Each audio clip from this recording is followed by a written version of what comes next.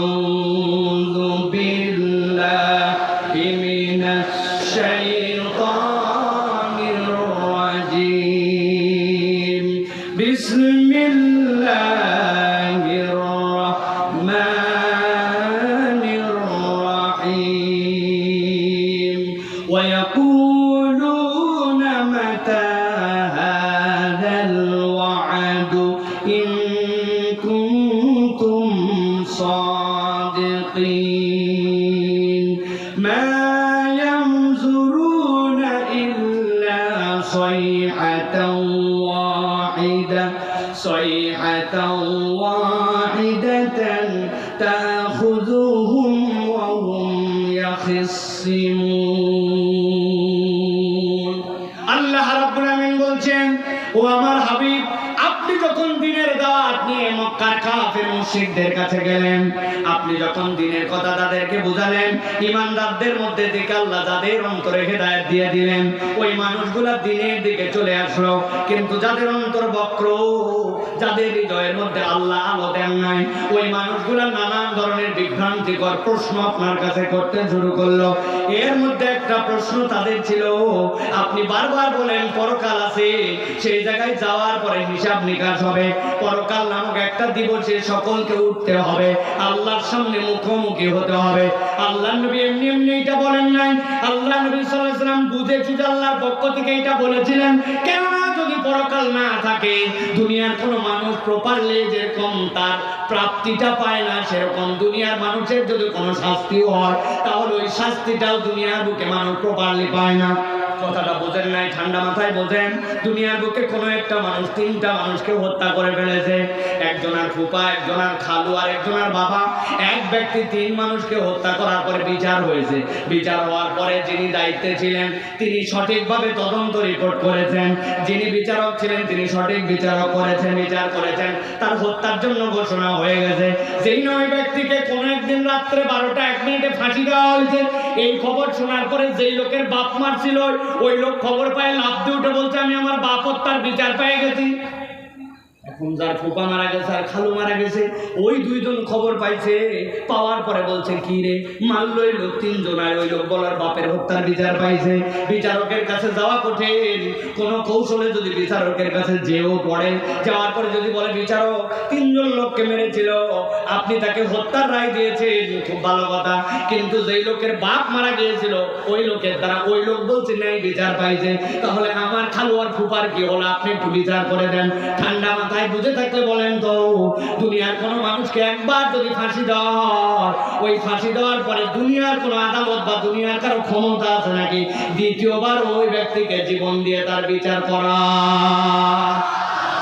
ভালো করে এই জন্য বোঝেন দুনিয়ায় আপনার প্রাপ্তি হোক অথবা শাস্তি হোক প্রপারলি কখনো বিচার হয় না এই জন্য কিয়ামত বা পরকাল এইটা আপনার আমার জীবনের অন্যতম অনুষঙ্গ এই দিবস আছে আমরা ঈমান আনি কিন্তু আল্লাহ নবীর কাছে এসে একজন বলল একদল লোক বলতে শুরু করলো মা ইয়ানজুরুন আল্লাহ রাব্বুল আলামিনের কাছে জিজ্ঞাসা করতেছে নবীর মাধ্যমে ওয়া ইয়াকুলুনা মাতা হাদাল ওয়াদু ইন কুনতুম সাদিকিন সত্যই যদি কিয়ামত হয়ে থাকে কখন সেটা বলেন টাইম কখন অনেকদিন ধরে বলতেছেন কিয়ামত হবে পরকাল নামক একটা দিবস হবে ওই দিবসটা কখন নবীজি সাল্লাল্লাহু আলাইহি ওয়াসাল্লামের কাছে যখন এই জিজ্ঞাসা করা হলো হাদিস আমাদেরকে বলতেছে আল্লাহ নবী সাল্লাল্লাহু আলাইহি ওয়াসাল্লামের কাছে এসে ঈমানদারদের মধ্যে থেকে কত সাহাবায়ে কেরাম এরকম প্রশ্ন করেছিলেন এক সাহাবী এসে বললেন হাদিসের মধ্যে আছে আন্না রাজুলান সালান নবী সাল্লাল্লাহু আলাইহি ওয়াসাল্লাম আর একজন ব্যক্তি এসে নবীজিকে জিজ্ঞাসা করলো মাতাসা ইয়া রাসূলুল্লাহ ইয়া হাবিবাল্লাহ কিয়ামত কখন অনুষ্ঠিত হবে নবীজি সাল্লাল্লাহু আলাইহি সাল্লাম বললেন ক্বালা মা আ'দাত্তা লাহা তুমি যে কিয়ামত কখন হবে জিজ্ঞাসা করছো এই বেটা কিয়ামতের জন্য কি প্রস্তুতি নিয়েছো তুমি লোকটা দমে গেল দমে যে বলতেছে ক্বালা মা আ'দাত্তু লাহা মিন কাসীরি সালাতিন ওয়ালা সাওমিন ওয়ালা সাদাকাতিন ইয়া রাসূলুল্লাহ অনেক নামাজ, অনেক রোজা, অথবা অনেক সাদাকা আমার আমলনামায় নাই, এইরকম কোনো প্রস্তুতি নিতে পারি নাই। তাইলে তো জিজ্ঞাসা করতেছ কখন কিয়ামত, তাইলে তোমার প্রস্তুতি কি? লোকটা লাফ দিয়ে উঠে বলল, ওয়ালাকিন্নী উহিব্বুল্লাহ ওয়া রাসূলাহু, আমার সালাম বড় সংক্ষেপ, কিন্তু ইয়া রাসূলুল্লাহ আমি আল্লাহ এবং আল্লাহ রাসূলকে ভালোবাসি। যেই না ওই লোক এই কথা বলেছে, আল্লাহ নবী বললেন, ক্বালা আনতা মা মান আহবাবতা, ও আমার সাহাবী চিন্তা করো না, তুমি যাকে ভালোবাসো কিয়ামত তোমার তার সাথেই হবে। সুবহানাল্লাহ। এখন আপনার আমার হাসর নাসর যদি আল্লাহ নবীর সাথে হয়, আপনার আমার তো চিন্তা থাকার কথা নয়, কেননা নবীজি সাল্লাল্লাহু আলাইহি ওয়াসাল্লামকে আমরা ভালোবাসি। সাহাবায়ে কেরাম বলতেছেন, ফাকুলনা ওয়া নাহনু কাযালিক, একজন বলল, ইয়া রাসূলুল্লাহ ওই লোক তো বলছে সে নাকি আল্লাহ তার রাসূলকে ভালোবাসে, কিন্তু আপনার কাছে একটু জিজ্ঞাসা, আমরাও তো আপনাকে ভালোবাসি, আমরাও কি তাহলে আপনার সাথে থাকবো কিনা? নবীজি বললেন, নাআম। সাহাবায়ে কেরাম বলতেছেন, ফাফারিহনা ইয়াউমা ইদিন ফারহান শাদীদা, আমাদের জীবনের যত আনন্দের দিন ছিল, আল্লাহ নবী যেই দিন বলেছেন যার হাসর তার সাথে হবে যেই ব্যক্তি যাকে ভালোবাসবে, আর আমরা নবীকে ভালোবাসি, আমাদের হাসর নাসর নবীজির সাথে হবে, ওর থেকে আনন্দের দিন আর আমাদের জীবনে ছিল না। সুবহানাল্লাহ। এবার আপনাদের কাছে জিজ্ঞাসা করতে চাই, আমি সহ আমরা কি আমাদের নবীকে ভালোবাসি? কথা বলেন, ভালোবাসি? আমরা কি আল্লাহকে ভালোবাসি? তাহলে আজকের মাহফিল সাক্ষী হোক যে আল্লাহর সাহাবীরা যেরকম, আল্লাহ নবীর সাহাবীরা যেরকম খুশি হয়েছেন যে তার সাথে নবীর হাসর নাসর হবে, আমরাও আশাবাদী আমাদের সাথে আমার নবীর হাসর নাসর হবে। চলেন 2 নম্বর আয়াতে, যেই না তারা জিজ্ঞাসা করল, ওয়ায়াকুলুনা মাতা হাযাল ওয়াদু ইন কুনতুম সাদিকিন, যদি সত্যবাদী হয় বলো কখন তোমাদের পক্ষ থেকে সেই কিয়ামতটা কবে হবে? আল্লাহ বলছেন, মা ইয়ানজুরুনা ইল্লা সাইহাতাও ওয়াহিদাতান তাখুযুহুম ওয়া হুম ইয়াখসিমুন। আল্লাহ বলছেন এমন একদিন কিয়ামত তোমাদের সামনে আসবে, এমন সময় তোমাদের সামনে কিয়ামত আসবে, তোমাদের সামনে হাজির হয়ে যাবে, একটা মাত্র শব্দ তোমাদের কাছে আসবে, মনে করতেছো কিয়ামত ঘটানো বোধহয় বিরাট কোনো ব্যাপার। আল্লাহ বলছেন এটা বিরাট কোনো ব্যাপার নয়, একটা কেবল না তোমাদের সামনে আসবে। আল্লাহ বলছেন ওয়া হুম ইয়াখসিমুন, তারা বিতর্কের মধ্যে থাকবে, বোঝার আগেই তাদের মাথার উপরে কিয়ামত আল্লাহ এনে দিবে।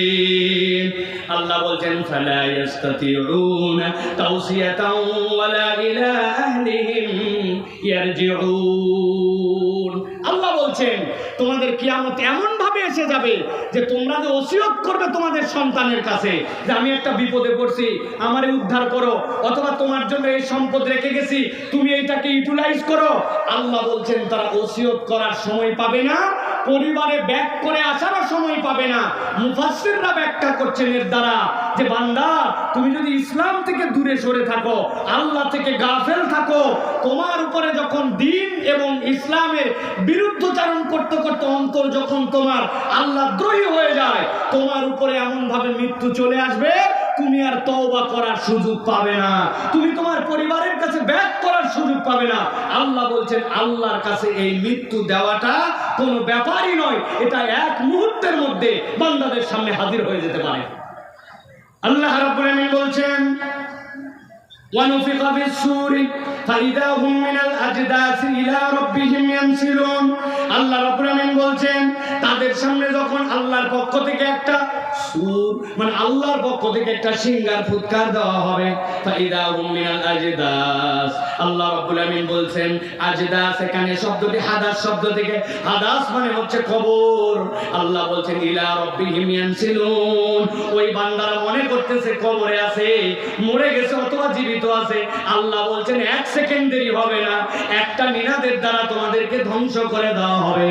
আর একটা যেই না আল্লাহর পক্ষ থেকে সিংহায় ফুৎকার হবে, আল্লাহ বলছেন ইয়ানসিলুন, এই মানুষগুলা 1 মুহূর্ত দেরি হবে না, এই মানুষগুলা আল্লাহ রাব্বুল আলামিনের সামনে হাজির হয়ে যাবে। আল্লাহু আকবার। প্রিয় ভাইরা, এই যে আল্লাহ রাব্বুল আলামিনের সামনে বান্দা হাজির হবে, পৃথিবীর মুফাসসিররা বলছেন হাসরের ময়দানে মানুষজনকে হিসাবের দিনে আল্লাহ রাব্বুল আলামিন 4 ভাগে বিভক্ত করে আল্লাহর সামনে ইয়ানসিলুন করবেন, আল্লাহর সামনে নিয়ে আসবেন। বিভক্ত হবে কয় ভাগে? সংক্ষেপে বলছি, কিন্তু এটা মুখস্থ রাখতে হবে। বলেন কয় ভাগে? এক নম্বর, সকল মানুষ একদল আল্লাহর সামনে উত্থিত হবে যারা বিনা হিসাবে আল্লাহর কাছে জান্নাতি হিসাবে উঠে যাবে। আল্লাহু আকবার। আরেক দল থাকবে যেই মানুষগুলা বিনা হিসাবে জাহান্নামে চলে যাবে। তিন নম্বরে, বিনা হিসাবে জান্নাত হবে না, কিন্তু ওই ব্যক্তিদের একটা হিসাব হবে, হিসাব করার পরে তাদেরকে জান্নাতে ঢুকানো হবে।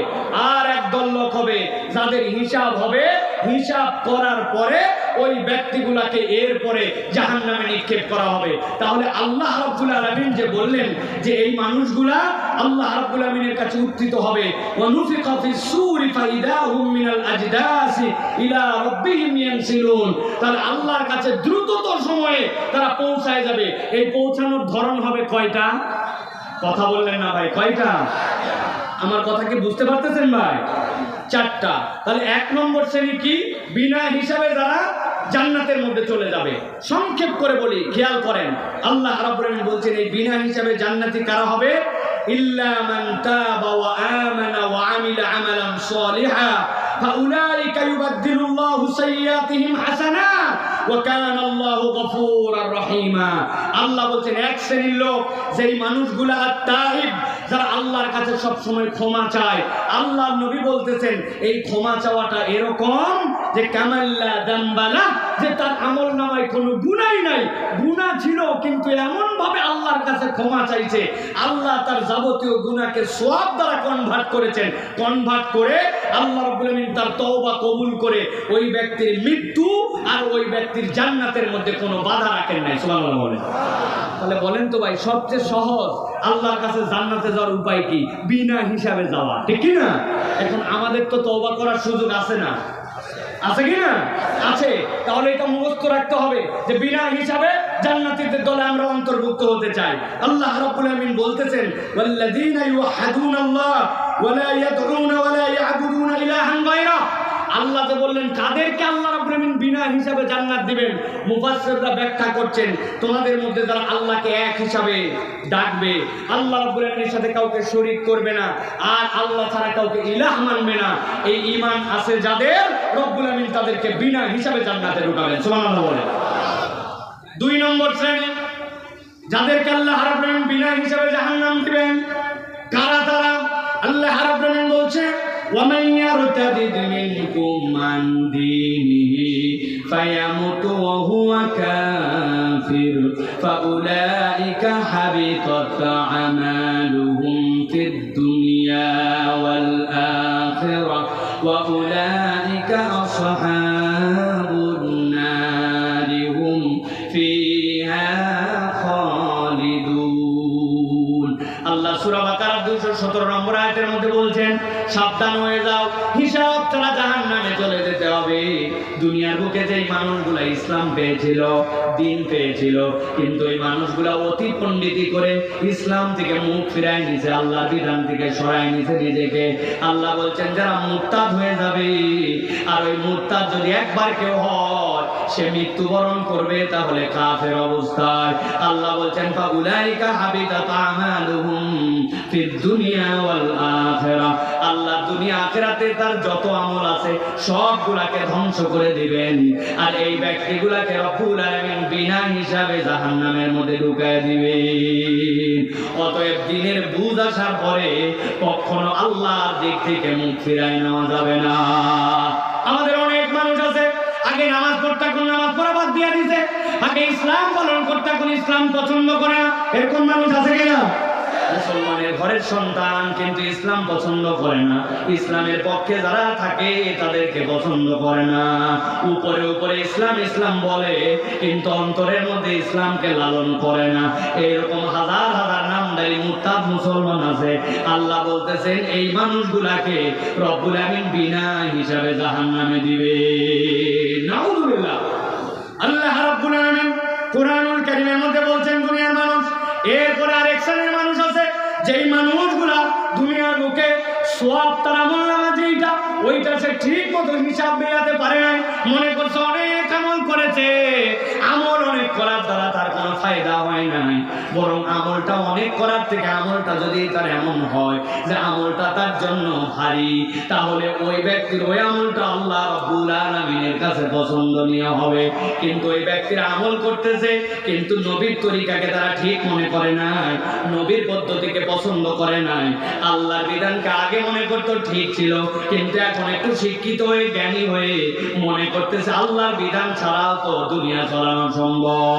আল্লাহ বলতেছেন হাজার সে নিজেকে মুসলমান দাবি করুক না কেন, ওই ব্যক্তিটা আল্লাহর কাছে প্রকৃত ঈমানদার হতে পারে না।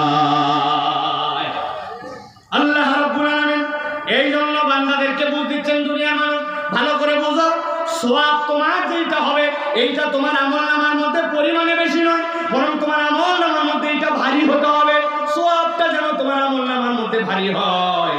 রব্বুল আমিন বলছেন বান্দা যদি তার সওয়াবকে আমলনামার মধ্যে ভারী হিসাবে দেখতে যায়, তাহলে আপনার আমার প্রত্যেকটা আমলের সাথে কমসে কম 3টা গুণ যুক্ত হওয়া লাগবে।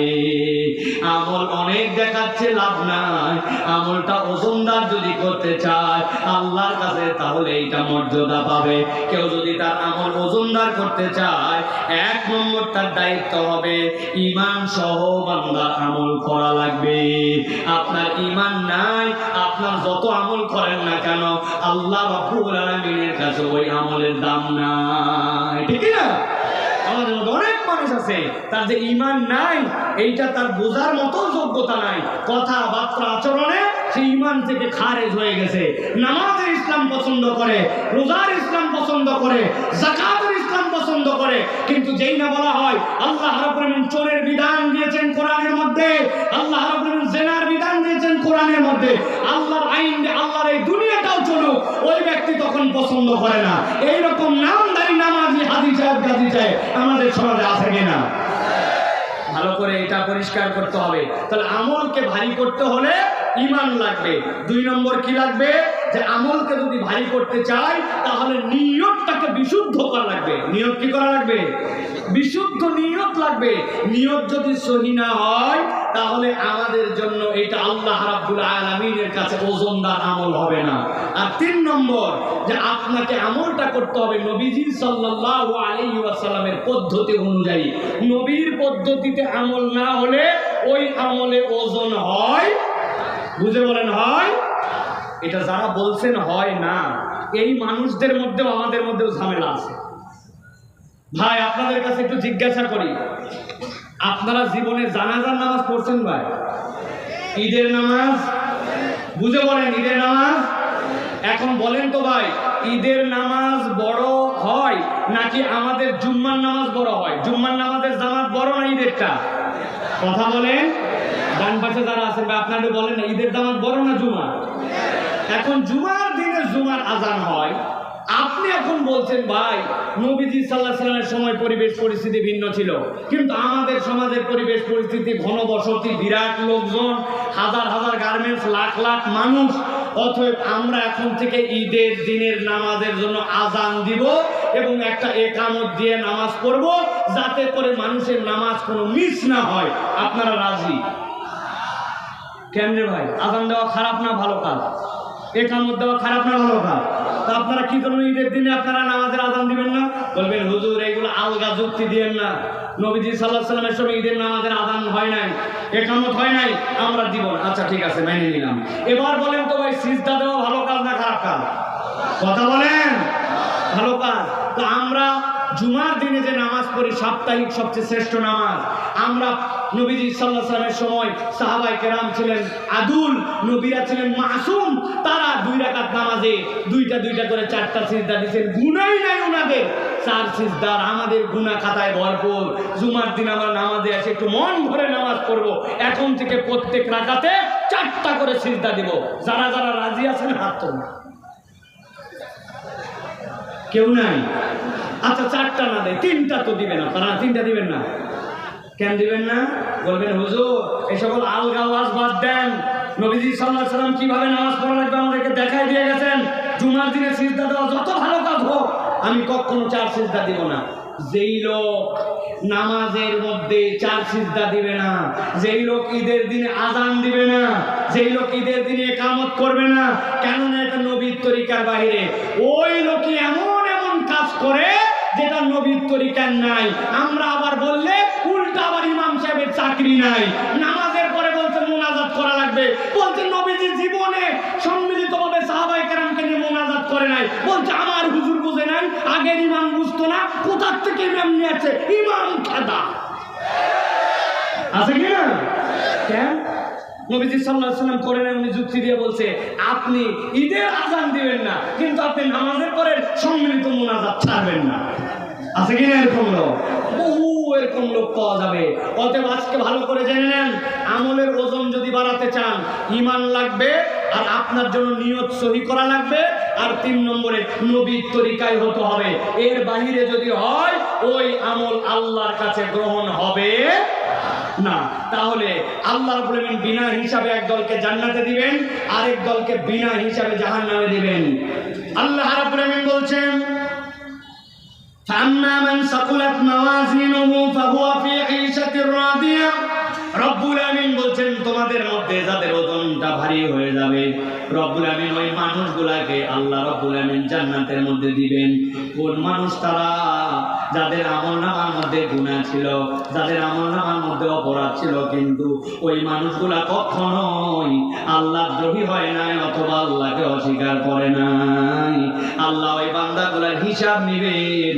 তবে হিসাবের মধ্যে 3 গ্রেডের মধ্যে যদি বান্দা টিকে যায়, রব্বুল আমিন ওই বান্দাগুলাকে ক্ষমা করে দিয়া ওই বান্দাগুলার জন্য জান্নাতে যাওয়ার ব্যবস্থা করে দিবেন। সুবহানাল্লাহ।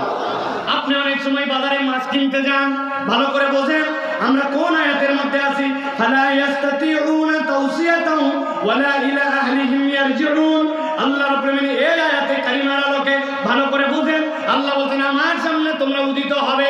এখন রব্বুল আমিন দেখছেন ওই বান্দার আমলনামার মধ্যে গুনাহ আছে, ওই বান্দার আমলনামার মধ্যে সওয়াবও আছে, কিন্তু রব তারপরেও কি হিসাবে তাকে ক্ষমা করে দিচ্ছেন। আপনি বাজারে গেছেন মাছ কেনার জন্য, যাওয়ার পরে বলছেন আমি তাজা মাছ ছাড়া কিনবো না। দেখবেন সুন্দর করে বাজারের মধ্যে এখন মাছগুলা পানির মধ্যে ভিজায় রাখে, পানির মধ্যে জেতা মাছ আছে, ঠিক না? দোকান থেকে একটা মাছ আপনি উঠাইছেন, উঠাই বলছেন আমার জন্য ওজন করে দাও। যেই না ওজন করতেছে আপনি বলছেন ভাই ওজন যাই করো পানি জালের মধ্যে না যায়, পানি একটু কম দেওয়ার চেষ্টা করো। পানি কম দেওয়ার জন্য যেই না আপনি বলেছেন, তারপরেও যখন আপনি 2 কেজির মাছ নিবেন, ওর পেটের মধ্যে পানি, ওর ফুলের মধ্যে পানি, ওর মাথার মধ্যে পানি, আপনি না চাইলেও তার মধ্যে 20 গ্রাম 30 গ্রাম 40 গ্রাম পানি ওজনের মধ্যে গেছে। আপনি মাছ কিনছেন 1000 টাকা কেজি, কিন্তু আপনাকে বাধ্য হয়ে ওর সাথে পানিটাও কিনতে হয়েছে একই দামে, ঠিক না? আপনার আমার আমলনামায় গুনাহ আছে, অপরাধ আছে, কিন্তু আল্লাহ রাব্বুল আমিন বলছেন যার আমলনামাটা ভারী হবে, যার আমলনামাটার মধ্যে ওই বান্দাটা আল্লাহ রাব্বুল আমিনের প্রতি ঈমান বিশুদ্ধ রেখেছিল, ইখলাসের সাথে আমল করেছে, আর ওই বান্দাটা সব সময় যে আমলটাই করেছে ওই আমলটা আল্লাহ রাব্বুল আমিনের রাজি খুশি করার জন্য নবীর তরিকায় করেছে, ওই বান্দার গুনাহ থাকতে পারে, কিন্তু আল্লাহর কাছে যখন হিসাব হবে আর ওজন হবে, ওই বান্দার ওই অপরাধগুলো ওই পানির মতো ওই ভালো দামের সাথে ভালো ওজনের সাথে আল্লাহ রাব্বুল আমিন পার করে দিবে। আর একদল হবে এমন যাদের পানির পরিমাণ এত বেশি, মূল আইটেমই নাই। আল্লাহ বলছেন তাদের হিসাব করার পরেও ওয়া আম্মা মান খাফফাত মাওয়াজিনুহু ফাউম্মুহু হাওিয়া, ওই মানুষগুলোর ওজন হালকা হয়ে যাওয়ার কারণে ওই মানুষগুলা ওই দিন বিপদে পড়ে যাবে। আল্লাহ রাব্বুল আমিন তাহলে কি বলেন? আল্লাহ রাব্বুল আমিন বলেন ওয়ানুফিকা ফিস-সূরি ফাইদা হুম মিনাল আজদাসি ইলা রাব্বিহিম ইয়ানসিলুন। আল্লাহর কাছে যেই না দ্বিতীয় ফুৎকার আসবে, আল্লাহ বলছেন ওই মানুষগুলো আল্লাহর কাছে দৌড়ায় দৌড়ায় হাজির হয়ে যাবে। সাথে সাথে তারা কি বলতে শুরু করবে? আল্লাহ বলছেন ক্বালু ইয়া ওয়াইলানা মান বা'সানা মিন মারকাদিনা হাদা মা ওয়া'দার রাহমান ওয়া সাদাকাল মুরসালুন। ওই মানুষগুলাকে কবর থেকে যেই না তোলা হবে, মুফাসসিররা বলছেন কবর থেকে যেই না মানুষগুলা উঠবে, তারা কি কবরে খুব ভালো ছিল নাকি? না, কবরে ভালো ছিল না, কিন্তু কবর থেকে এর পরবর্তী যে স্টেপ, ওই স্টেপটা এত ভয়ঙ্কর হবে যে কবরে থাকা অবস্থাটাকে তার কাছে তখন মনে হবে এটাই ভালো ছিলাম। সাথে সাথে সাথে লাফ দিয়ে উঠে বলবে, এই আমাদের কি হলো, আমাদেরকে কে এখান থেকে জাগ্রত করলো, কে আমাদেরকে উঠাইলো। সাথে সাথে তাদের মধ্যে বের হবে, হাযা মা ওয়াদার রহমান, আমাদের কাছে আমাদের দয়াময় প্রভু তো দুনিয়াতে ওয়াদা দিয়েই রেখেছিলেন, এরকম একটা দিবসের মুখোমুখি আমাকে হতে হবে। আর বলা হচ্ছে সাদাকাল মুরসালুন, দুনিয়ার বুকে যত পয়গম্বর প্রেরণ করা হয়েছে ওই পয়গম্বর গুলার কথাও তো সত্য।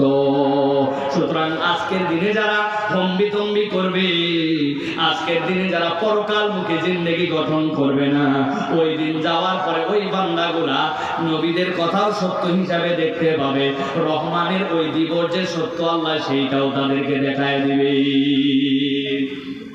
এই পর্যন্ত একটা পাঠ। মূলত এই জায়গাতে আল্লাহ সাদাকাল মুরসালুন যেটা বলেছেন এটা এই জায়গার কথা নয়, এটা সূরা ইয়াসিনের শুরুর দিকের কথা। যা রাজুলুন মিন আকসাল মাদিনা, মদিনা থেকে একদল লোক আসলো, তিনজনের কথা আল্লাহ বলেছেন, তারা পয়গম্বর ছিল, তারা যে বার্তা দিয়েছিল মানুষজন তাদেরকে অস্বীকার করেছিল। আল্লাহ বলছেন, বান্দা ওই দিন যাওয়ার পরে তোমরা বুঝতে পারবা আল্লাহর কিয়ামত যেরকম সত্য, নবীর কথাগুলোও সেরকম সত্য। চলেন এবার বাকি কথাগুলোর দিকে আমরা একটু আগাই ধীরে ধীরে। আল্লাহ রাব্বুল আমিন বলছেন, ইন কানাত ইল্লা সাইহাতান ওয়াহিদাতান ফাইদা হুম জামিউল লাদাইনা মুহদারুন। আমার রাব্বুল আমিন বলছেন, যেই নয় মানুষগুলা সাথে সাথে কিয়ামতের ময়দানে উঠলো, আল্লাহ রাব্বুল আমিনের কথাদের সত্য তারা বুঝতে পারলো। আল্লাহ রাব্বুল আমিন বলছেন, তোমরা কি মনে করছো রব্বুল আলামিনের কাছে তাদেরকে হাজির করা খুব কঠিন ব্যাপার? না, রব্বুল আলামিনের কাছে তাদের কাছে হাজির করা একটুকু কঠিন ব্যাপার নয়। আল্লাহ বলছেন, ইল্লা সাইহাতান, একটা যেই না হাত ডাক উঠবে সাথে সাথে আল্লাহ তাদের কাছে হাজির করবেন। মুফাসসিররা ব্যাখ্যা করছেন, কিয়ামতের দিনে কেউ হাসরের ময়দানে স্বেচ্ছায় যেতে যাবে না, রব্বুল আলামিন তাদেরকে ফেরেশতাদের দ্বারা এবং এই ফুৎকারের দ্বারা সেই জায়গায় হাজির করায় দিবেন। আল্লাহ রাব্বুল আমিন এই জন্য বলছেন, তোমরা যে জিজ্ঞাসা করতেছো আর মনে মনে ভাবতেছো এই দুনিয়াটা মস্ত বড়, যেমনি ইচ্ছে তেমনি চলো, কিয়ামত কবে হবে দেখা যাবে না। আল্লাহ বলছেন, এরকম চিন্তা করো না।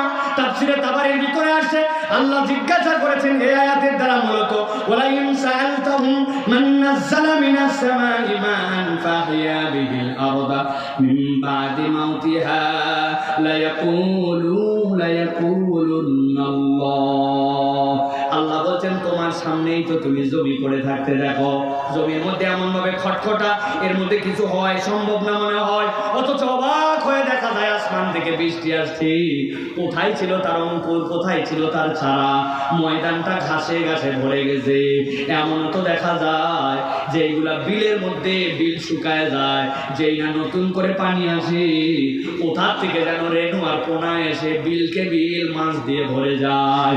আল্লাহ বলছেন, আসমান থেকে পানি দিয়ে যেই আল্লাহ এক মুহূর্তে তোমার সামনের জমিনকে জীবন দিয়ে দিতে পারেন, ওই আল্লাহর কাছে তুমি মৃত হওয়ার পরে হাজির করানো একটা শব্দের দ্বারা কোনো কঠিন বিষয় নয়। ঠিক না ভাই? এই দুনিয়াতে যদি আমরা দেখি, আমাদের চলা, আমাদের লাইফস্টাইল, আমাদের যত ধরনের যা দেখতেছি, এইগুলার মধ্যে যে এখন দৈন্যতা, এইগুলার মধ্যে যে উদাসীনতা, এটার অন্যতম কারণ আমাদের পরকালহীন জিন্দেগি। ঠিক কিনা? এই জন্য সালাফরা উদাহরণ দিতেন। আমি আমার ভাষায় অনেক সময় বলি, দুনিয়া লাগবে কি লাগবে না? দুনিয়া লাগবে কি না ভাই? দুনিয়া লাগবে, কিন্তু দুনিয়া লাগাতে যে যদি আমরা এমন আচরণ করি যে আমরা দুনিয়া আখিরাত উভয়টাই হারাই ফেলি, তাহলে বড় বিপজ্জনক। এক লোক নাকি বলছে, আই লাভ ইউ ওয়াটার। কি বলছে? একজন বলছে ব্যাকল মানুষ বলে আই লাভ ইউ ওয়াইফ, তুই বলিস আই লাভ ইউ ওয়াটার। বলছে, না বলে উপায় আছে, আমি একজন জেলে মানুষ, আমি নৌকা চালাই পানিতে, আমি মাছ ধরি পানিতে, আমার জীবিকা সবগুলা পানিতে, আমার থেকে পানির মর্যাদা কে বোঝে? I love you water. এখন যেই লোকের কাছে এই কথা বলছো, ওই লোক একটু ঘাড় পেরা ছিল। ও বলছে, ব্যাকল, যাকে তুই ভালোবাসিস, ভালোবাসার লোকের সাথে মিলন হওয়া লাগে। তুই থাকিস এই কোনার মধ্যে উঠে বসে নৌকার মাথায়, আর পানি থাকে কত নিচে, তাহলে তোর সাথে ভালোবাসার মিলন হলো কেন? ওই কি করা লাগবে? ওই এই ধর, তোর হাতে একটা শাবল দিলাম, এই শাবল দিয়ে নৌকার তলা ফুটে কর। বলে ফুটা করলে কি হবে? গল গল করে পানি উঠবে, পানির সাথে তোর মিলন হবে। এইসা পানির প্রেমী ও এক শাবল দিয়ে নৌকার তলার মধ্যে দিছে ফুটা করে, গল গল করে নৌকা দিয়ে পানি উঠতেছে, আর উপরে বসে থাকে উনি বলতেছে আই লাভ ইউ ওয়াটার। বুঝে থাকলে বলেন তো ভাই, নিজের নৌকার তলা ছিদ্র করে যদি বলে আমি পানিকে ভালোবাসি, তাহলে ওই নৌকা সহ, ওই লোক সহ, জাল সহ ডুববে না বাঁচবে? ভালো করে বুঝে রাখবেন, সারা জীবন উদাহরণটা মনে রাখবেন। সালাফরা বলতেছেন দুনিয়া তোমার লাগবে, কিন্তু তোমার যে অন্তর, ওই অন্তরটা যদি ফুটা করে ওর মধ্যে দুনিয়া ঢুকাও, তাহলে তোমার দুনিয়াও বরবাদ, আখিরাতও বরবাদ। রব্বানা আতিনা ফিদ দুনিয়া হাসানা, আল্লাহ শিখাইছেন। তবে এই হাসানাটা পরকালমুখী, কখনো অন্তর ছিদ্র করে দুনিয়াকে আশ্রয় দেওয়া যাবে না, ঠিক না? বলছি তো ঠিক, কিন্তু কাজের বেলায় গেলে তো ঠনঠনা ঠনঠন। নিজের দোকানের সব মাল হালাল বৈধ, কিন্তু এমন দুনিয়াদার বলতেছে ভাই আপনার মতো সেনা লোক বলে কেনা দামে দিলেন। জীবনে দেখে নাই, ওরে বলছে সেনা লোক। দাম দিছে 500 টাকা বেশি, বলছে কেনা দামে দিলাম। হালাল মাল সেনা লোক কেনা দামে বলে হারাম ব্যবসা করে। এরকম লোক গাজীপুর কাশিমপুরে নাই, আছে? আহা, আরো বলে কি আপনি আমার বোনের কাস্টমার, সকাল 11টা, এর আগে 30টা কাস্টমার গেছে বিক্রির জন্য, বলছে বোনের কাস্টমার মানে প্রথম কাস্টমার, এই জন্য ভাই আপনাকে দিচ্ছি। এমন মৃত্যু, হালাল মাল 2 নম্বর করে, তাহলে ওর অন্তর দুনিয়া ঢুকছে, মাল হালাল, লোক হালাল, কিন্তু তার কার্যক্রমটা হারাম। এরকম লোক আছে কিনা? বুঝে বলেন, আছে কিনা? এত বড় দাড়িওয়ালা চিনেন? এত বড় দাড়িওয়ালা, সুন্দর জুব্বা পরালো, আহা, আপনি জানেন না কি অবস্থা। মুরব্বীর কাছে একজন গেছে, যাওয়ার পরে বলছে চাচা বড় বিপদে পড়ছে, 1000 টাকা হাওলাত দেন। বলছে ব্যাগ কল, হাতে টাকা নেই সর। বলছে চাচা বিরাট বিপদে আছি, আমার সন্তান অসুস্থ, একটু ডাক্তার দেখানো লাগবে। বলতেছে বললাম হাতে টাকা নেই। খানিকক্ষণ পরে বলছে চাচা আপনি ভুল বুঝছেন, আজকে সোমবার দিন 1000 দেন, আল্লাহ বাঁচালে আগামী শুক্রবার দিন 1250 রিটার্ন। বলছে বেকুব কোথাকার, মানুষের হাতের টাকা থাকে না, বাড়ির চল। বাড়িতে নিয়ে গেছে, বাড়িতে নিয়ে 1000 টাকা বের করে দিছে, দিয়ে বলছে লাগলে আরো বল, তোর চাষিও কিন্তু এই ব্যবসা করে, তবে যা করবি তাড়াতাড়ি কর। মাগরিবের আজান হয়ে গেছে, আমি কিন্তু জামাতে নামাজ ধরবো। আসরের নামাজ পড়ে আসে, দাদনে সুদে টাকা লাগায়া মাগরিবের নামাজ আবার জামাতে পড়তে চায়। এত বড় দাড়িওয়ালা টুপিওয়ালা আব্দুল্লাহ আব্দুর রহমান নামধারী এরকম মুসলমান আছে কি না? আপনাদের এলাকাও আছে? আমার আল্লাহ রাব্বুল আলামিন বলছেন ইন কানাত ইল্লা সাইহাতান ওয়াহিদাতান ফাইদা হুম জামিউল লাদাইনা মুহদারুন।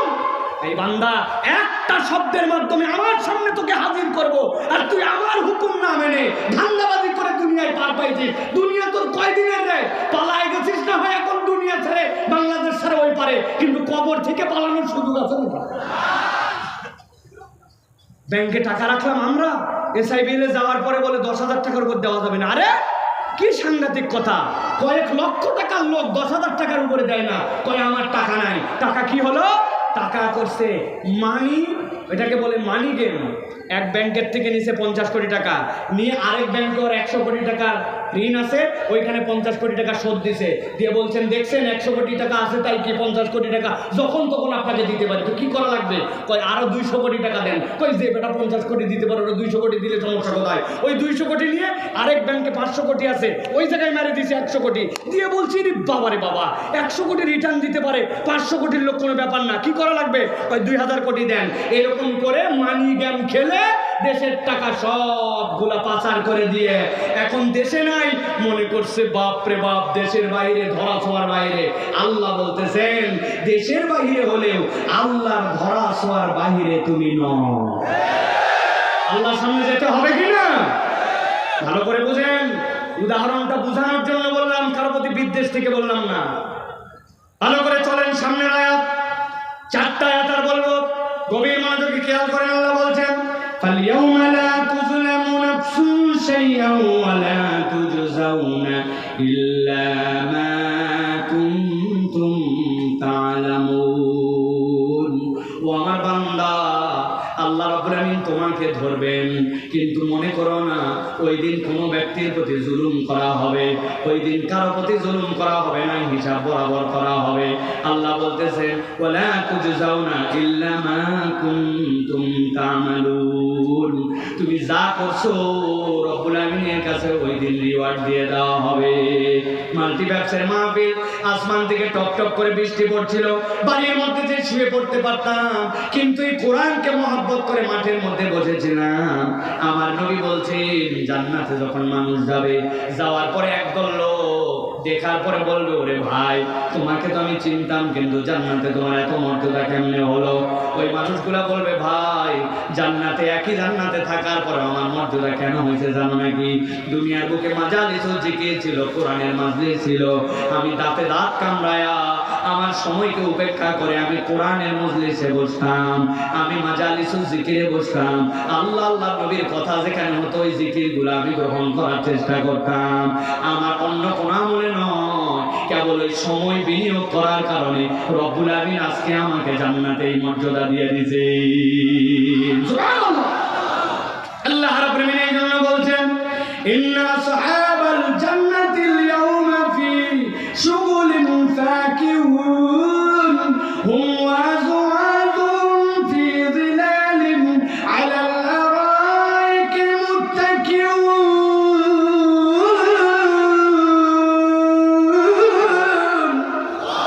আল্লাহ রাব্বুল আমিন বলছেন আমি আল্লাহ রাব্বুল আমিন হিসাব বরাবর করব। তবে রাব্বুল আমিন জানাচ্ছেন ইন্না আসহাবাল জান্নাতিল ইয়াউমা ফি শুগুলিন ফাকিহুন। সুবহানাল্লাহ।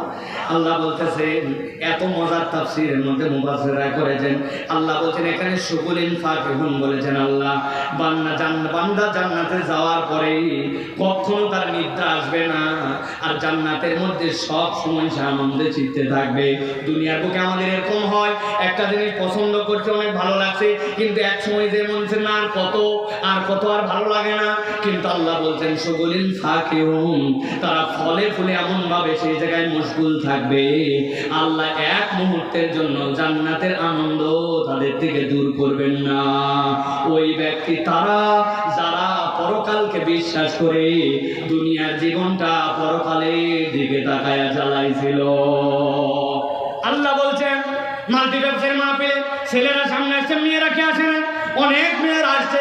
আল্লাহ বলছেন ও মা বোন কান খাড়া করে শুনেন, হুম ওয়াজওয়াজুন ফি যিলালিন আলাল আরাইকি মুত্তাকিউন।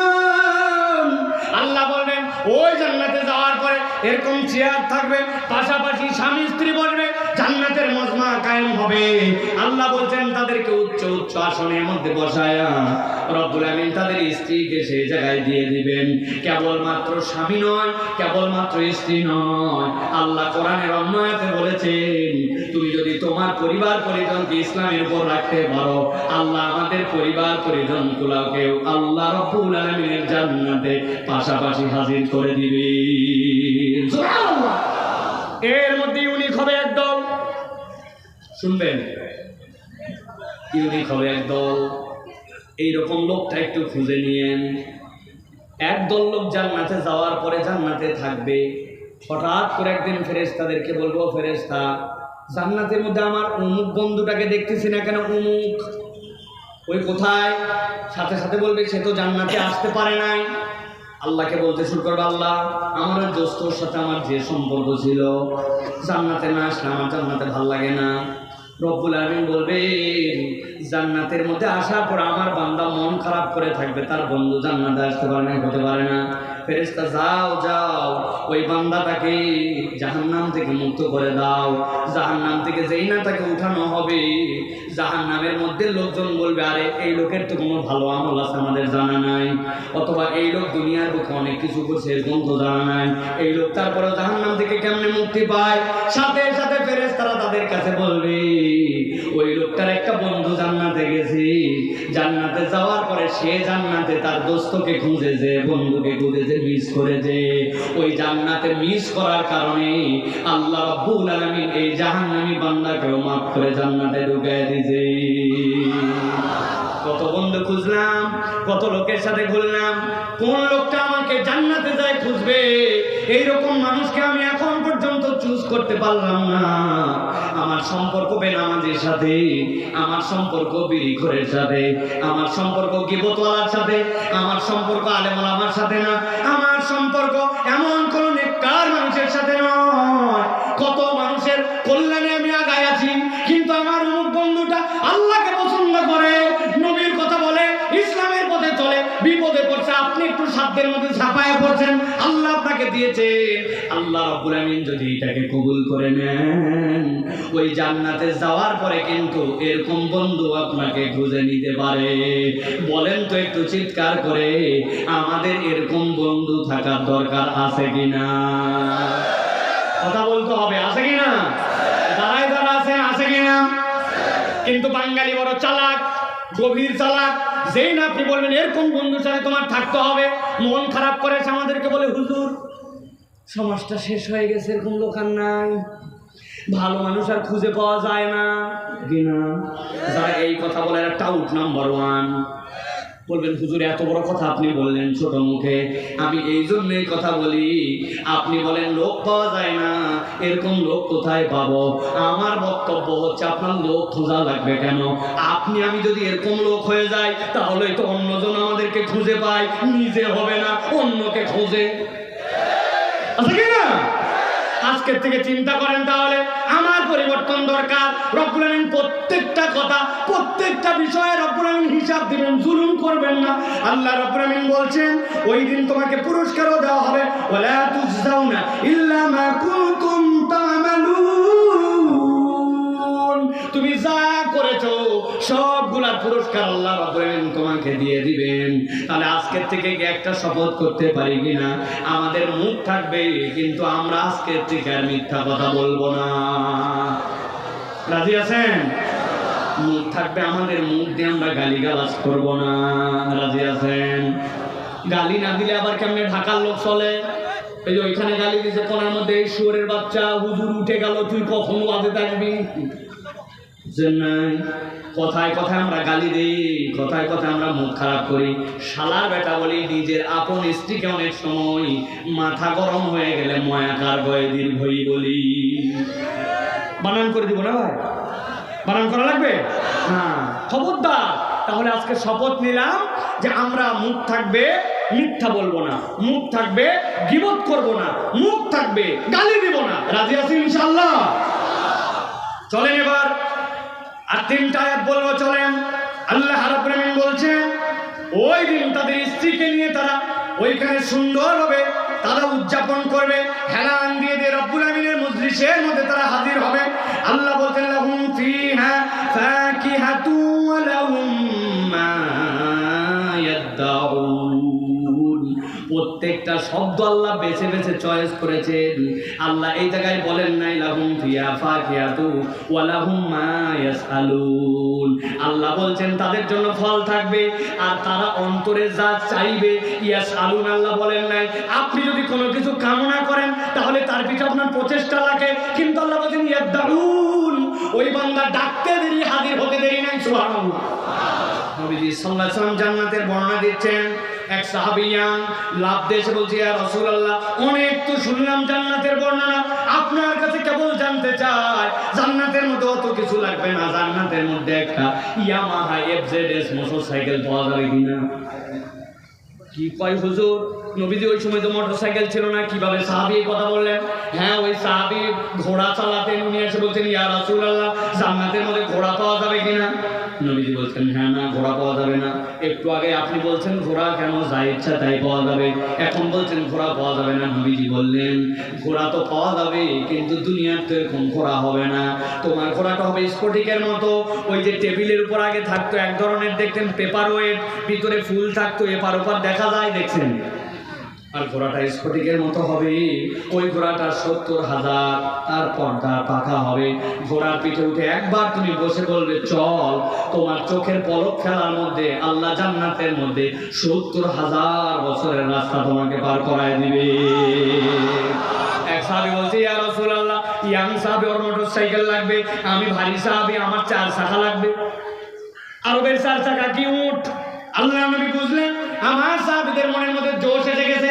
নবীজির সাথে সাথে বলেন ও সাহাবীরা, এক একজন তো এক এক কথা এখন বলবে। আমি তোমাদের জন্য কনক্লুশন দিয়ে দেই।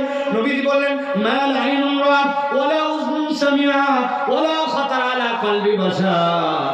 ও আমার উম্মত, তোমার যা কান যে পর্যন্ত শুনেছে, তোমার কানের সৌন্দর্য শোনা যেখানে শেষ, তোমার চোখ যে পর্যন্ত সৌন্দর্য দেখেছে যেখানে দেখা শেষ, আর তোমার অন্তর যে পর্যন্ত কল্পনা করেছে, তোমার অন্তরের কল্পনা যেখানে শেষ, আল্লাহ রাব্বুল আলামিন জান্নাত সেখান থেকে তোমার জন্য দেওয়া শুরু করবে।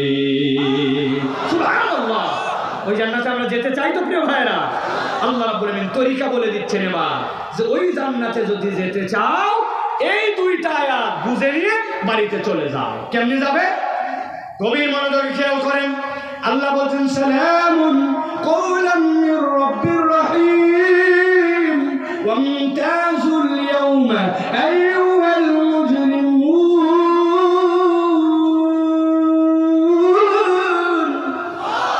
আল্লাহ এবার জান্নাতে যাওয়ার আগে হাসরের ময়দান, যে হাসরের ব্যাপারে জিজ্ঞাসা করছিল কবে হবে, আল্লাহ বলছেন একটা নিনাদ দিয়ে ধ্বংস, আরেকটা নিনাদ দিয়ে জাগ্রত, আরেকটা নিনাদ দিয়ে সবগুলোরে হাজির করছি। আল্লাহ বলছেন এখন সালামুন কওলাম মির রাব্বির রহিম, রহিম রবের পক্ষ থেকে সালাম।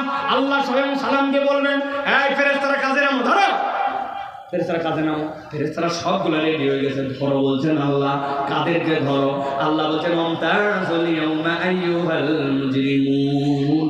দুনিয়ার বুকে অপরাধী আর ভালো বান্দা সবগুলা ওসমিস করেছিল, কিন্তু ওই দিন যাওয়ার পরে আল্লাহর নেককার বান্দা আর বদকার বান্দাদেরকে আল্লাহ আলাদা করে দিবে। আল্লাহু আকবার। নামাজ কম পড়ছে আর বেশি পড়ছে, আল্লাহকে মানছে আল্লাহকে মানে নাই, সকলেই সূর্যের রশ্মি পেয়েছে, সকলেই অক্সিজেন পেয়েছে, আল্লাহ রাব্বুল আলামিন কম করেন নাই। কিন্তু আল্লাহ বলবেন আজকে আলাদা করো, ওয়ামতাজুল ইয়াওমা আইয়ুহাল মুজরিমুন। আজকে যারা মুজরিম তাদেরকে আলাদা করো, আর আজকে যারা ভালো বান্দা তাদেরকে আলাদা করে দাও। এরপর আল্লাহ রাব্বুল আলামিন জিজ্ঞাসা করবেন আপনাদের কাছে, আমাদের কাছে আল্লাহ রাব্বুল আলামিন জিজ্ঞাসা করাচ্ছেন। মুফাসসিররা ব্যাখ্যা করছেন, সালামুন কওলাম মির রাব্বির রহিম বলার নাম কারণ কি? আল্লাহ নিজেকে রাহিম রব বললেন কেন? আল্লাহ রাব্বুল আলামিন ওই দিন ঈমানদারদেরকে স্পেশাল নিয়ামত দিয়ে আলাদা করবেন, আর আল্লাহ যখন আলাদা করবেন মুজরিমদের কাছে তখন জিজ্ঞাসা করবেন, আলাম আহাদ ইলাইকুম ইয়া বানি আদম আল্লা তা'বুদুশ শাইতান ইন্নাহু লাকুম আদুউম মুবিন। আল্লাহ কি জিজ্ঞাসা করছেন?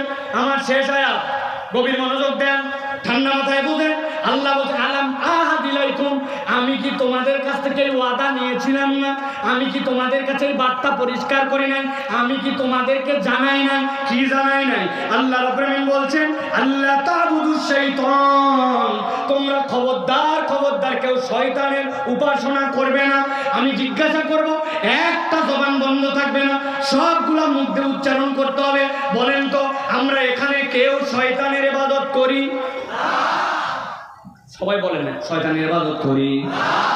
এবার জিজ্ঞাসা করব, বলেন তো যারা আমাদের হিন্দু ভাই আছে সনাতন ধর্মাবলম্বী, ওরাও যে পূজা পার্বণ করে, ওদেরকে যায় যদি বলেন তোমরা কি শয়তানের ইবাদত করো, হিন্দুরা কি বলবে নাকি শয়তানের ইবাদত করে? যদি খ্রিস্টান ভাইদের কাছে যায় বলেন তোমরা যে চার্চে যাও তোমরা তো মিয়া শয়তানের ইবাদত করো, ও কি স্বীকার করবে আমি শয়তানের ইবাদত করি? তাহলে মুসলমানও বলতেছে আমি শয়তানের ইবাদত করি না। আবার যেই ব্যক্তি খ্রিস্টান সেও বলে শয়তানের ইবাদত করি না, আবার যেই ব্যক্তি হিন্দু বলে সেও শয়তানের ইবাদত করি না। কিন্তু আল্লাহ বলতেছেন, আলাম আহাদ ইলাইকুম ইয়া বানি আদম আল্লা তা'বুদুশ শাইতান, আমি তোমার কাছে প্রতিশ্রুতি নিয়েছিলাম তুমি শয়তানের উপাসনা করবে না, কিন্তু আজকে তোমার আমলনামায় শয়তানের ইবাদত পাওয়া গেছে।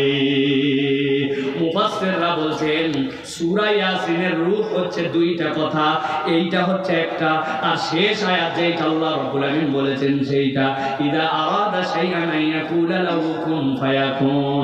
ইয়াসিন অনেক বড়, কিন্তু ইয়াসিনের মূল কথা দুইটা, তার মধ্যে একটা হচ্ছে আল্লাহ তা'বুদুশ শাইতান, শয়তানের উপাসনা তোমরা করবে না। আমরা কেউ বলি না শয়তানের উপাসনা করি, কিন্তু আল্লাহ বলছেন শয়তানের উপাসনা হয়। এর দ্বারা বোঝা যায় আমাদের কাছে অনেকের কাছে ইবাদতের কনসেপ্টটাই ক্লিয়ার নয়। ঠিক না? ইবাদত কাকে বলে? 1 মিনিট গভীর মনোযোগে বুঝেন। মুফাসসিরিনে কেরাম বলছেন ইসমুন জামিউন লিকুল্লি মা ইউহিব্বুহুল্লাহ ওয়া ইয়ারদাহু মিনাল আকওয়ালি ওয়াল আ'মালিল বাতিনা ওয়াজ যাহিরা। আমল আর ইবাদত বুঝো। ইবাদত হচ্ছে ওইটা যেইটা আল্লাহ রাব্বুল আলামিন পছন্দ করেন, কাজ, কথা, প্রকাশ্য, অপ্রকাশ্য, আল্লাহ সন্তুষ্ট হন এরকম কাজ, কথা, প্রকাশ্য, অপ্রকাশ্য, এইটা বান্দা যখন আল্লাহর জন্য ডেডিকেটেড করে ওইটার নাম হচ্ছে ইবাদত। ওইটার নাম কি? আর যদি আল্লাহর জন্য ছাড়া অন্য কারোর জন্য হয় ওটা তখন শয়তানের ইবাদত হয়ে যায়। এই জন্য বলা হচ্ছে আন্নাল ইবাদাতি আরবা মারাতিব। ইবাদতের 4টা মারাতিব আছে, 4টা অবস্থা আছে। 1 নম্বর কওলুল কলব, আপনার অন্তর থেকে বলতে হবে। আপনি উপরে উপরে ভগিতকি মুনাফিক না, আপনার অন্তর থেকে স্বীকার করতে হবে যে আপনাকে আল্লাহ রাব্বুল আলামিনের হুকুম আহকাম সবগুলোর প্রতি আপনার অন্তর বিশ্বাস করে। 2 নম্বরে আপনাকে কওলুল লিসান, আপনাকে মুখ দিয়ে প্রকাশ করতে হবে আমার ঈমান আমার কাছে আছে, আমার ঈমানের হিসাব আমি আল্লাহর কাছে দিব। উনি আবার হয়েছে বাংলাদেশের শিল্পকলা একাডেমির দায়িত্বশীল বক্কর চক্কর। আল্লাহ আল্লাহ রসুলের হিসাব দিয়ে বুঝেন। আপনার এই কথা অনুযায়ী ইসলাম চলবে না, ইসলামের কথা অনুযায়ী আপনাকে চলতে হবে। মনে করেন না যে একটা রেজিমকে পরিবর্তন করে আপনাদের 5টা গোলাম আমরা হয়েছি, এদেরকে যেরকম পতন করানো হয়েছে ইসলামের বিপক্ষে চললে, কথা বললে, ইসলামের বিপক্ষে আঙ্গুল তুললে আপনাদেরকেও এদেশের মুসলমানরা এক মুহূর্তে বিদায় করে দিতে কখনো 1 পা পিছু পা হবে না। হিসাব করে চলেন, ভালো করে বোঝেন। মারাতিবুল ইবাদত 4টা, আপনার কথা অনুযায়ী হবে না। অন্তরে বিশ্বাস করতে হবে, মুখ দিয়ে প্রকাশ করতে হবে, তারপরে আপনাকে আমালুল কলব লাগবে। অন্তরের কতগুলো আমল আছে, এইগুলো আপনাকে অন্তর দিয়ে আমল করতে হবে। অন্তরে দেখা যায় না আল্লাহকে ভয় করেন, অন্তরে দেখা যায় না আল্লাহর প্রতি আপনি আশা করেন, অন্তরে দেখা যায় না আপনি দ্বীনের প্রতি ইখলাস নিয়ে কাজ করেন। মাল্টিফ্যাব চিন্তা করছে এত বড় একটা প্রতিষ্ঠান, একটা ওয়াজ না দিলে হয়, আমাদের ইজ্জত থাকে বছরে, ওই জন্য একটা দিয়ে দেখালাম, দেখ কত বড় আয়োজন করি। আল্লাহ মাফ করুক ওনাদের অন্তরে এইটা নাই, কিন্তু এইটা কি অন্তর ছাড়া বাহির দিয়ে দেখানো যায়? এটা অন্তরের। এই জন্য ইবাদতের অংশটা বোঝেন। কওলুল কলব, কওলুল লিসান, আমালুল কলব, আল আমালুল জাওয়ারিহ। আপনার জন্য প্রকাশ্য আমলও আপনাকে করতে হবে। আমার সালাতের হিসাব আমি দেব এত সোজা কথা নয়। আপনাকে সালাত প্রকাশ্য ইবাদত, সালাত করতে হবে। জিহাদ প্রকাশ্য ইবাদত, জিহাদ করতে হবে। ইহসান ইলাল খালক, মানুষের প্রতি দয়াদ্র দেখানো, এটা দেখানোর আপনাকে দেখাতে হবে। এই 4টার সমষ্টির নাম হচ্ছে ইবাদত। আল্লাহ বলছেন আমি তোমাকে বলছিলাম না আল্লাহর ইবাদত ছাড়া শয়তানের ইবাদত করবে না? এখন যে এই 4টার বাহিরে যাবে ইবাদত করবে কিন্তু ওইটা শয়তানের হয়। নামাজ পড়তেছে উপরে কিন্তু ভাবতেছে আমি নেতা মানুষ, যদি নামাজ না পড়ি মানুষ বলবে বেনামাজি, ভোট দিবে না। উনি আল্লাহর জন্য নামাজ পড়ে না, নামাজ পড়ে ভোটের জন্য। তাহলে ওইটাকে ইখলাস থাকলো না। তাহলে আপনি বিশ্বাস করছেন, কওলুল কলব আছে, আপনার কওলুল লিসানও আছে, কিন্তু আপনার ইখলাস হয়নি আমলের মধ্যে। অতএব আমালুল জাওয়ারিহ এবং আমালুল কলব এই জিনিসটা বুঝে নিতে হবে। আল্লাহ রাব্বুল আলামিন এই জন্য বলছেন আলাম আহাদ ইলাইকুম ইয়া বানি আদম আল্লাহ তা'বুদুশ শাইতান। খবরদার শয়তানের ইবাদত করা যাবে না। আল্লাহ ছাড়া যা কিছু ওইগুলো শয়তানের জন্য আপনার। এই জন্য আল্লাহ রাব্বুল আলামিন বলছেন ইন্নাহু লাকুম আদুউম মুবিন। শেষ কথা আজকে, শয়তান হচ্ছে তোমাদের জন্য প্রকাশ্য শত্রু। কেমন শত্রু? মুখ দিয়ে উচ্চারণ করে বলেন কেমন শত্রু? সবাই বলে নাই, লাস্ট চান্স দিলাম। শয়তান কেমন শত্রু? এই কথা এমনি এমনি জোরে বলাই নাই, শয়তান প্রকাশ্য শত্রু বলছি। কারা কারা এবার শয়তান দেখছেন হাত? কেবল বললেন আপনি প্রকাশ্য শত্রু। প্রকাশ্য শত্রু মানে তো দেখা লাগবে, এটার মানে বুঝতে হবে, এটার মানে বুঝতে হবে। আমি ছোট্ট একটা উদাহরণ দিয়ে কথা শেষ করি প্রিয় ভাইরা। কথা আর অনেক ছিল কিন্তু রাত গভীর হয়ে গেছে, 12টার কাছাকাছি, আর কথা বলা উচিত হবে না, এই জন্য শেষ করে দিচ্ছি। তাছাড়া কথা আরও ছিল, রাসূলুল্লাহ সাল্লাল্লাহু আলাইহি ওয়াসাল্লামের সাহাবী থেকে আলামা হাদিলাইকুম, এরপর আল্লাহ রাব্বুল আলামিন যে বলেছেন ওয়ানি ইবুদুনি হাযা সিরাতুল মুস্তাকিম, হযরত আয়েশা সিদ্দিকা রাদিয়াল্লাহু তাআলা আনহা কোরআনের 10টা আয়াত দিয়ে এই আয়াতের তাফসীর করছেন। আমি তো লিখে আনছিলাম, কিন্তু অত দূর যাব না। শয়তান প্রকাশ্য শত্রু মানে কি? মানেটা বোঝেন। আপনার এলাকায় পুকুর ছেঁচে, মাঝে মাঝে পুকুর ছেঁচে না ভাই, পুকুর ছেঁচেছে, মাছ টাছ ধরার পরে এরপরে লোকটার মন বড়, মেজবা ভাইয়ের মতো ধরেন দিলদরিয়া মানুষ, বিরাট বড় পুকুর চিন্তা করছে বহুত মাছ পাইছি, এখন কাদা পুরাটা। বুঝে থাকলে বলবেন, এখানে বিভিন্ন জায়গার বাংলাদেশের মানুষ আছেন, পুকুরে আর কোনো পানি নাই, মাছও চোখে দেখা যায় না, খালি কাদা ক্যাতক্যাতা। বলেন তো এখনো কিছু মাছ ধরা বাকি আছে না? না বাবা, সবাই জানে দেখি কি মাছ আছে ভাই, বাম্মা শোল আছে কিছু, টাকি আছে কিছু, গুছি আছে কিছু, কথা বলেন। এখন সবাই মিলে ছেড়ে দিছে, ছেড়ে দেওয়ার পরে সবাই এখন যাওয়ার পরে হাসতায় হুস্তায় মাছ ধরতেছে। 10 বন্ধু মিলে মাছ ধরে, অনেকেই গুছি তোলে, তারা বায়াম তোলে, অনেকেই ওর মধ্যে থেকে বায়াম তোলে, আর এক দোস্তর কপালে কোনো মাছই নেই। অনেকক্ষণ মন খারাপ, আর যারাই মাছ তোলে মাছ আঙ্গুল দিয়ে কাদা মুছে একটু ঝাড়া দিয়ে দেখায়, ওই দোস্ত অনেকক্ষণ পরে নিচে হাত দিছে, হাত দিয়ে ধরছে, যে ধরেই বলতেছে আল্লাহ যে এতক্ষণ দেয় নাই ভালোই করছে, কারণ তোরা এতক্ষণ যা ধরছিস আর আমি যে গোছ ধরছি এতে বুঝছি তোদের 10টার সমান আমার একটা। এখন চিন্তা করছে এতক্ষণ ওরে দেখায় যারা মাছ দেখায় ওরে মজা নিছে, ওর তো মনের মধ্যে ঝাল আছে, ও এখন মাছ তোলার আগেই ধরে বলছে দেখ তাকায় দেখ কি তুলি। লোকজন চিন্তা করছে হায় এতক্ষণ টিটকারি করলাম, বড় মাছটা শোলটাই বোধ হয় ওর হাতে পাচ্ছে, সাথে সাথে ও ধরে টান দিয়ে আল্লাহর নামে মুখের সামনে তুলে। বুঝে থাকলে বলেন তো কি উঠাইছে? একটা মুখ বন্ধ রাখবেন না, বলেন কি উঠাইছে? কিন্তু বলেন তো বা যে সাপটা উঠাইছে, ওই সাপটা কি সাপ? ধরা, কামড়ালেও বিষ লাগে না, যদি কামড়া একটু গোবর লাগাই দিলে সাইডে যায়। কিন্তু ধরা সাপ হলে হবে কি, উঠানোর পরে ওই সাপ নামে তার হৃদয়ে একটা ভয় থাকার কারণে একটু হলেও তার আতঙ্ক লাগে। আমার আল্লাহ বলছেন ইন্নাশ শাইতানা লাকুম আদুউম মুবিন, শয়তান তোমাদের প্রকাশ্য শত্রু। আমি আল্লাহ জানাই রাখলাম, দেখতে পাও না, কিন্তু শয়তানি যারা করে, শয়তানের পদঙ্ক যারা অনুসরণ করে, সেটা কম হোক বেশি হোক, কোন অজুহাতে ঈমানদার গ্রহণ করতে পারবে? একটু করলে কি হবে? আছে না ভাই? খবরদার এই কথা বলা যাবে না। একটু করলে কি হবে বললে বিপদের বাজার হবে। মিউজিক বাজায়, বিয়ে শাদীতে অনুষ্ঠান হয়, মুরব্বী হাজী সাহেব তার বাড়ির থেকে আসার পরে বলছে হাজী সাহেব আপনার বাড়িতে যাওয়ার পরে শুনতেছি খালি ডিস্টি ডিস্টি ডিস্টি ডিস্টি। কি ব্যাপার? বলতেছে বাবা তোরও বেটি আছে, তোরও বিয়ে দেওয়া লাগবে, আর 2টা দিন সহ্য কর, বাচ্চা কাচ্চা মানে করে। আছে কিনা? আপনি কোনো অজুহাতে এটা করতে পারবেন না, তাহলে আপনি শয়তানের পদাঙ্ক অনুসরণ করলেন। মনটা খারাপ, স্যাড, এই জন্য কানের মধ্যে হেডফোন লাগায়া উনি ডিস্টি শুনতেছে। মন খারাপ থাকলে গান শোনা যায় না। তো বয়স কম হলে তো দাড়ি কাটা যাবে না ভাই, এখনো বয়স পাকাপোক্ত হয় না, নামাজ বাদ দেওয়া যাবে তো না, ব্যবসায়িক স্বার্থে মিথ্যা কথা একটু বলা যাবে না।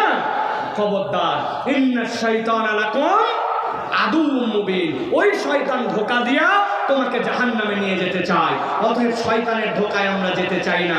আল্লাহ বলছেন ওয়ানি আবুদুনি হাযা সিরাতুল মুস্তাকিম, তোমরা আল্লাহ রাব্বুল আমিনের সিরাতুল মুস্তাকিমের পথ অনুসরণ করে নাও। যুবক ভাই 1 মিনিট একটু সময় নাই, 1 মিনিট একটু সময় নাও।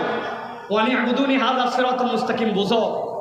মোবাইলটা বের করছি, মাল্টিফ্যাক্সের মাহফিলে আসবো, কোন দিক দিয়ে ঢুকবো? গুগল অন করলাম, গুগল অন করে যেই না আমি সার্চ দিচ্ছি আমাকে বলতেছে ফার্স্ট আপনি আপনার যে লোকেশন আছে লোকেশনটা সিলেক্ট করেন। লোকেশন সিলেক্ট না করলে আমি কেমনে বুঝবো আপনি কোথায় যাবেন? ফাইন, আমি আমার লোকেশন সিলেক্ট করলাম দারুস সালাম। আপনাকে এরপরে বলতেছে হোয়ার ইউর ডেস্টিনেশন, আপনি ডেস্টিনেশন লেখেন, আমি লিখলাম মাল্টিফ্যাক্স। এবার আমার এখানে চলে আসছে ডাইরেকশন। আপনি ডাইরেকশনে যেই না ক্লিক করবেন সাথে সাথে আপনাকে রাস্তা দেখাবে। আসেন দারুসালাম, যাবেন মাল্টিপ্যাক্স, আপনার রাস্তা একটা গাজীপুর দিয়া, আরেকটা সন্ধ্যা দিয়া, আরেকটা ভিতর দিয়ে জামসিং দিয়া। জামসিং এর রাস্তাটা আজকে আপনার জন্য ঝামজট কম, এখানে সময় লাগবে কম, অতএব সিলেক্ট করবেন, আপনি এই জায়গায় আসবেন। বলেন তো ভাই, গুগল অ্যাপস ব্যবহার করে আমরা এইরকম ভাবে চলাফেরা করি কিনা? মুরব্বীরা হো হো করেন না, আপনার মাটন মোবাইল, আপনি আন্দাজে কি হো হো করেন? ইয়াংরা শেষ কথা বুঝো ভাই, ওয়ানি আবুদুনি হাযা সিরাতুল মুস্তাকিম। আল্লাহ বলতেছেন বান্দা, কোরআন খোলার পরে তুই কি বলছিস? ইয়াকা না'বুদু ওয়া ইয়াকা নাস্তাঈন। আল্লাহ বলেন, বল তুই কোথায় আছিস? বলে, আল্লাহ আমি তোমারই কেবল ইবাদত করি, তোমার কাছেই কেবল সাহায্য চাই। আল্লাহ বলছেন, দ্যাটস গুড, হয়ে গেছে, তোর লোকেশন আমি জেনে ফেলেছি বান্দা, এখন বল কি চাস? ইহদিনাস সিরাতাল মুস্তাকিম। আল্লাহ আমি সরল সঠিক রাস্তা চাই। আরে বেটা, রাস্তা তো অনেকগুলা, কোন দিক দিয়ে যাবি? যেই দিক দিয়ে নিরাপদ, যেই দিক দিয়ে সহজে যাওয়া যায়, শর্টকাট, ভুল হলে আল্লাহ মাফ করে দেয়, কোন পথ? আল্লাহ বলছেন সিলেক্ট কর, ইয়াকা না'বুদু ওয়া ইয়াকা নাস্তাঈন, ইহদিনাস সিরাতাল মুস্তাকিম সিরাতাল লাযীনা আন'আমতা আলাইহিম। ওই রাস্তা দেখান যেই রাস্তায় নবীরা চলেছেন, সিদ্দিকরা চলেছেন। আল্লাহ বলতেছেন, আর ওই রাস্তা দেখান না ইহুদি নাসারা যেই পথে গেছে। কোন বান্দা যদি কায় মনোবাক্যে একবার বলে শয়তানের উপাসনা করি না আর ইহদিনাস সিরাতাল মুস্তাকিম, আল্লাহ ওই বান্দাকে হেদায়েতের রাস্তা দেখানো নিজের উপরে দায়িত্ব বানায় নেন। সুবহানাল্লাহ। আজকের থেকে শপথ হোক, 1 বছর পরে হয়তো আপনাদের সাথে দেখা হবে, আমরা শয়তানের পদাঙ্ক অনুসরণ করব না। ছোট হোক বড় হোক, মোবাইল দেখতে খারাপ একটা অ্যাপ চলে আসছে, মুসলমান চোখ সরাই ফেলছে, অন্যদিক সরাইছে, যে ফেসবুক চলাতেই হয়, দেখলাম না, এটা চোখ বন্ধ করে ফেলছি। আল্লাহ দেখবেন এইটা শয়তানের ছোট থেকে ছোট কোন রকম সে পদাঙ্ক অনুসরণ করে না। আমরা কি শপথ নিতে পারি আল্লাহর পথে চলবো, শয়তানের পথ বর্জন করব? ইনশাআল্লাহ, ইনশাআল্লাহ। মনে থাকবে প্রিয় ভাইরা, অনেক কথা কিন্তু এর মধ্যে বলা হয়ে গেছে। আল্লাহ রাব্বুল আলামিন যেন আমাদেরকে আল্লাহর পথে অটল অবিচল থাকার তৌফিক দান করেন।